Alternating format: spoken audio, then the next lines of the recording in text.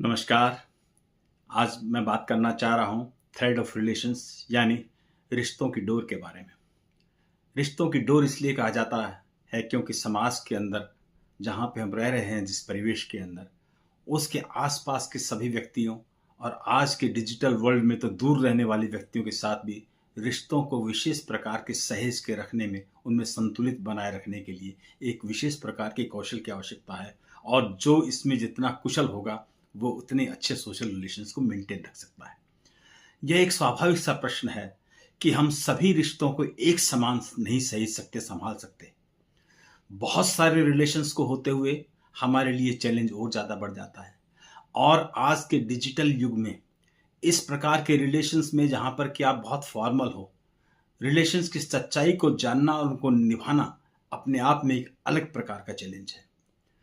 इस रिश्ते की डोर को संभालने के लिए, इनमें बैलेंस बनाए रखने के लिए, जब हम किसी विशेष रिश्ते को ज़्यादा तरजीह देते हैं तो कोई दूसरा रिश्ता आपसे थोड़ा बहुत दूर चला जाता है, क्योंकि उसके अंदर आपको विशेष ध्यान लगाना पड़ता है। आप ये मान के चलिए कि जिस प्रकार की डायनामिक्स हमारे सोशल स्ट्रक्चर में होती है, उसमें सब रिश्ते एक समान नहीं होते, ना ही सबसे एक समान रूप से रिश्तों को निभाया जा सकता है। जो फॉर्मल और इनफॉर्मल रिलेशंस होते हैं, उसमें फॉर्मल रिलेशंस में हम बहुत बार चीज़ों को देख करके, उनको सहेज करके, उनको नाप तोल करके उनके साथ रिश्तों को निभाते हैं। जबकि इनफॉर्मल रिलेशंस में हम बहुत बार टेकन फॉर ग्रांटेड लेते हैं, क्योंकि हम उनके प्रति इतने इनफॉर्मल होते हैं कि लगता है इनके साथ कुछ भी हो जाओ, हम इनके साथ थोड़ा बहुत कम ज़्यादा भी हो जाएगा तो हम इनके साथ अपने रिलेशंस को मेंटेन रखते हैं। लेकिन देखिए, ये दोनों ही अवस्थाएं, चाहे फॉर्मल हो चाहे इनफॉर्मल हो, हमेशा टेस्टिंग में होती हैं। क्योंकि आपके द्वारा किया जाने वाला इंटरेक्शन, आप जिस प्रकार से उन्हें निभाते हैं, वो हर बार उन रिश्तों को एक नए ढंग से असेस करने में हेल्प करता है। म्यूचुअली आप भी और सामने वाला भी अपने रिश्तों को देखता है और कोशिश करता है कि हम किस प्रकार से इन चीज़ों को देख रहे हैं या परिवर्तित होते हुए उनका असेसमेंट कर रहे हैं।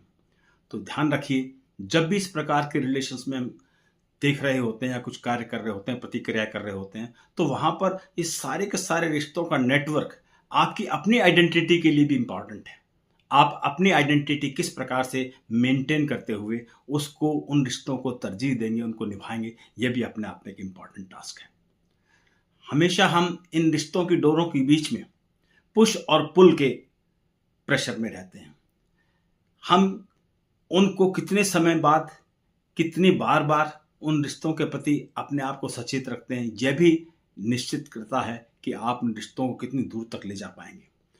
अच्छे रिश्तों के प्रति आप म्यूचुअली कंसर्न होते हैं। आप कोशिश करते हैं कि हम एक दूसरे को रिस्पेक्ट देते हुए पूरी सोसाइटी के अंदर रिश्तों को अच्छे ढंग से निभा पाएं।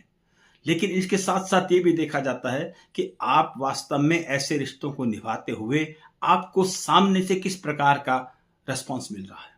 तो रिश्ते वास्तव में एक बहुत ही ट्रिकी नेटवर्क है, और इस ट्रिकी नेटवर्क के अंदर हमारी सिंसियरिटी, हमारा कॉशन, रिस्पेक्ट, रिलेशंस को वैल्यू करना और उन रिश्तों को ठीक प्रकार से मेंटेन करके समय समय पर उन्हें पोषित करना, ये इंपॉर्टेंट होता है। तो ध्यान रखिए, रिश्ते अपने आप में बहुत महत्वपूर्ण है। समाज में रहते हुए इन रिश्तों को निभाना, मेंटेन करना, पहचानना और इनके प्रति हमेशा सचेत रहना आपकी सामाजिक कुशलता का परिचायक होगा।